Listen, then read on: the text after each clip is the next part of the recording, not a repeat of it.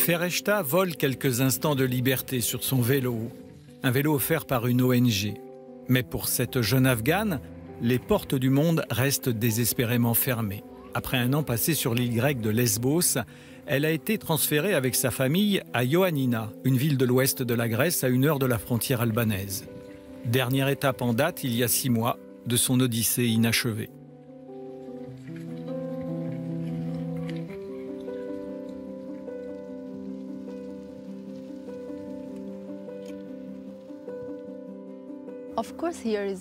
Bien sûr, la vie est moins dure ici qu'au camp de Moria.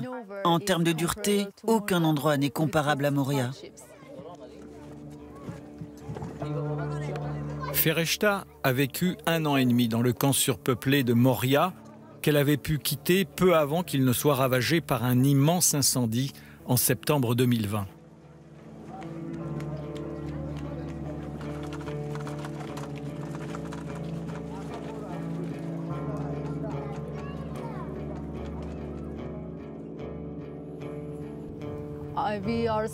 Mais nous vivons toujours dans un camp et les conditions restent difficiles.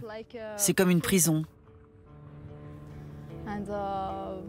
Je me sens comme un oiseau en cage qui rêve de liberté.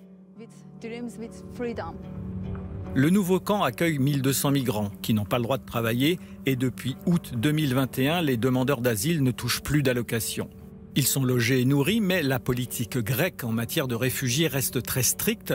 Le gouvernement interdit l'entrée du camp aux observateurs étrangers et prévoit même bientôt de l'entourer d'un mur. Et ils veulent encore durcir les règles pour les réfugiés. Ils veulent nous fixer des horaires d'entrée et de sortie.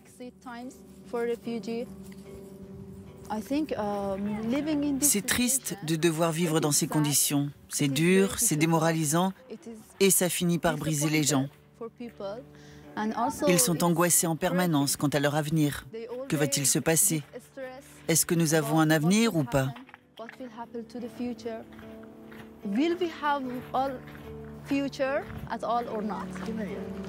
Les réfugiés n'ont aucun contact avec la population locale et seule la solidarité au sein du cercle familial maintient l'espoir.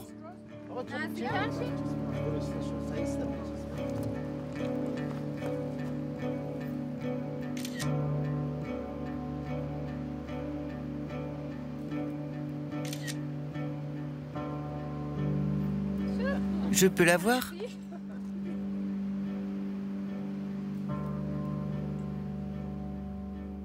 Pour seul refuge, tous ces demandeurs d'asile ont trouvé le hall d'une usine désaffectée située à 500 mètres du camp.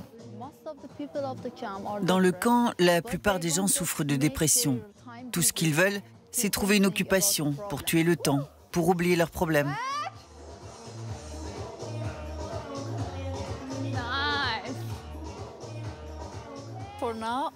En ce moment, je donne des cours de danse et de fitness. Je ne suis pas vraiment prof de danse, je partage simplement ce que j'ai appris avec mes amis et d'autres femmes.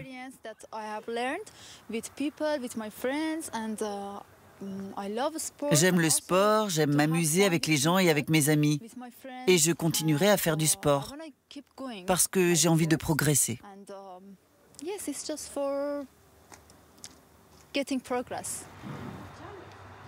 Fereshta continue aussi de donner des cours d'anglais aux femmes du camp, comme elle le faisait déjà à Moria. Ici, une ONG a créé un centre social. Au menu, cours de langue et d'informatique, mais aussi des ateliers de couture, de réparation de vélos et de menuiserie. Le projet est financé par des dons et dirigé depuis 5 ans par Mimi Apig. Il y a ici des migrants qui attendent pendant des années que quelqu'un veuille bien statuer sur leur demande d'asile et sur leur avenir. Dans ce contexte, je trouve assez admirable que ces gens trouvent jour après jour l'énergie de se lever, de faire leur toilette, de préparer le petit déjeuner, de réveiller leurs enfants et d'essayer de passer leur journée de manière constructive.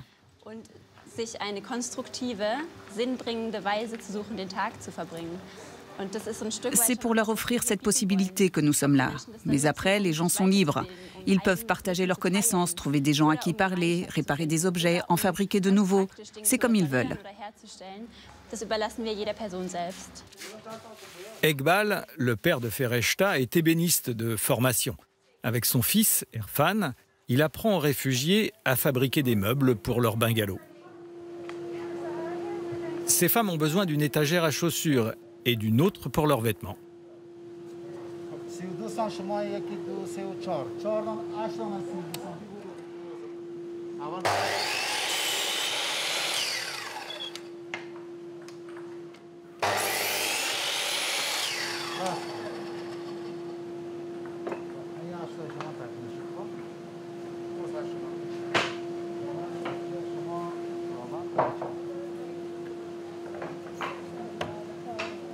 Erfan, le frère de Fereshta, caresse un rêve, c'est de devenir informaticien ou bien designer automobile.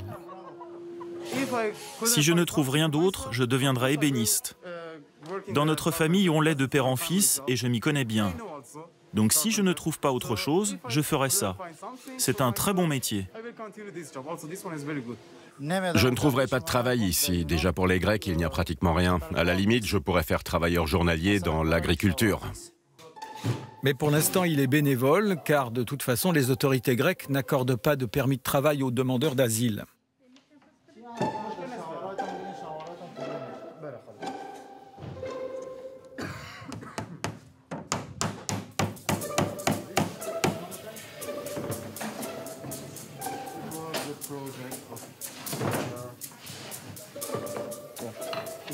Voilà, son projet est terminé.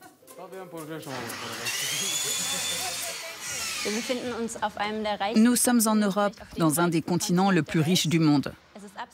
Ce n'est pas par manque de moyens que nous logeons ces gens dans des tentes, des conteneurs ou des camps. Nous avons assez d'infrastructures, assez de logements vacants. Nous avons les moyens d'intégrer ces gens.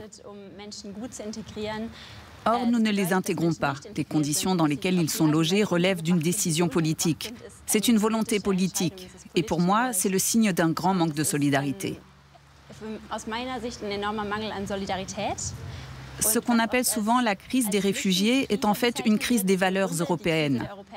Des valeurs comme la liberté, l'égalité, la solidarité. C'est pour faire vivre ces valeurs que nous sommes ici. La famille de Fereshta vit dans un 2 pièces.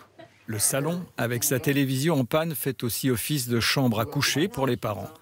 Depuis le mois d'août 2020, ils ne touchent plus leurs 200 € d'allocation mensuelle et l'argent des économies est épuisé. Alors, ils s'habillent grâce aux dons.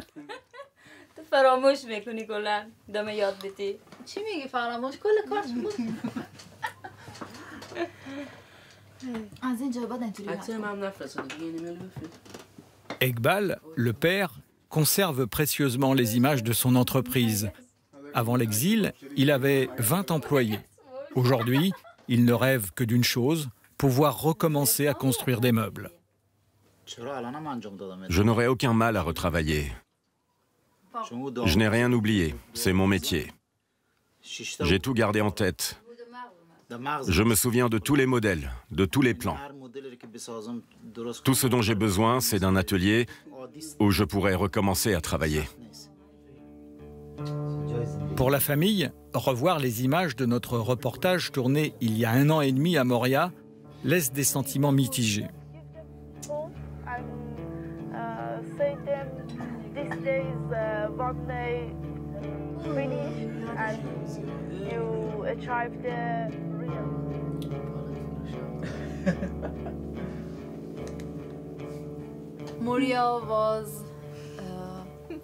Le camp de Moria était très dur. Ici, c'est mieux, mais ça reste dur. Quand je vois ces images, tous les efforts, toutes les difficultés qu'on a rencontrées me reviennent en mémoire. Dieu merci, c'est derrière nous. J'espère que la suite sera plus facile.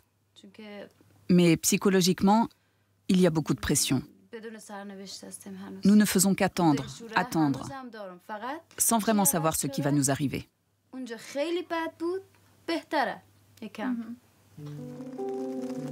Les parents de Fereshta voulaient offrir une vie meilleure à leurs enfants, mais aujourd'hui, il leur arrive de regretter d'avoir choisi l'exil. Voilà presque 2 ans qu'ils attendent une décision des autorités grecques. Si leur demande d'asile est acceptée, ils pourront rester dans l'Union européenne, Dans le cas contraire, ils risquent d'être renvoyés en Turquie, le pays d'où ils sont partis pour l'Europe à bord d'un canot pneumatique.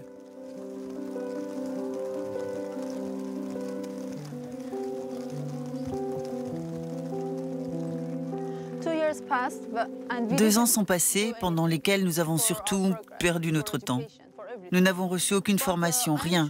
Mais une chose est sûre, nous allons poursuivre notre route. Peut-être vers l'Allemagne ou le Canada, je ne sais pas. Nous ne savons pas ce qui va se passer à l'avenir. Si notre demande d'asile est refusée, nous reprendrons la route par nos propres moyens. Nous serons de nouveau obligés de faire appel à des passeurs. Mais un refus serait un échec terrible. Moralement, ce serait très dur. Mais nous continuerons à avancer, quoi qu'il arrive. Nous n'avons pas d'autre choix si nous voulons sauver nos vies. Fereshta a peur de l'avenir, mais elle n'en parlera pas devant la caméra. Elle a autre chose à dire, quelque chose qui lui tient à cœur. J'espère qu'un jour, tous les réfugiés n'auront plus à supporter toute cette incertitude et qu'ils pourront vivre sereinement, avec un vrai sentiment de paix, comme des gens normaux.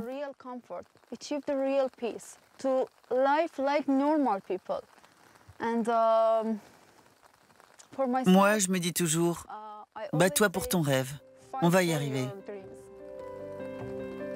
And we will achieve.